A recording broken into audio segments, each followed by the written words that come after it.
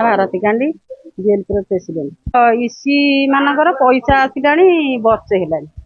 जदि आसिलानी इसी पैसा एपर्यंत कौन पंचायत रे दौन तापर मु कहिबारे 29टा पंचायत रे सब पेमेंट हो सारानी केवल मात्र खाली जो अच्छी कौटी कल्याणपुर कहीं कल्याणपुर अच्छी ना सब पंचायत को मागिले जे 1000 टंका लेखा देले आम इसी पैसा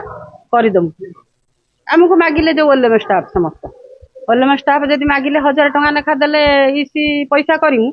आमर इसी मानू मुझे कहली से इसी माने जिद्दी धरले जे आम 1000 टंका देमुनु कि दरमा नेमुनु मोर गोटे लक्षपति दीदीर जो पैसा आसिला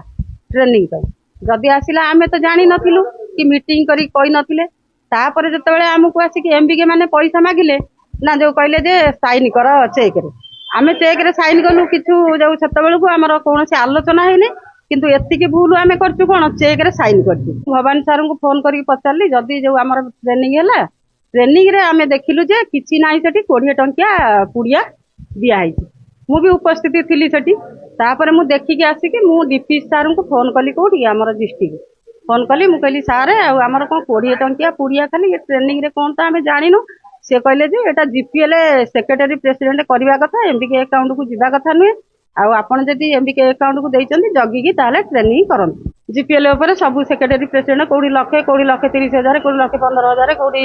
1.5 लाख एमती पैसा उठी सीपीएम ना डीपी सार आमको पचारे जे कि जो आमर ट्रेनिंग कौन केमी होती मुझे एति कथा कहीदेली से मो पछकू थे जे आमर एमबीके मानक अकाउंट को जाइए फोल्डर ना कि जो मिल ना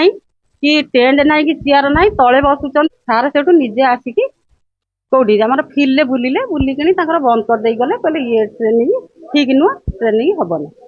भूल कर माने चेक रे साइन करदे माने मु तो जानी केतेटा एसएचजी की लोन दिया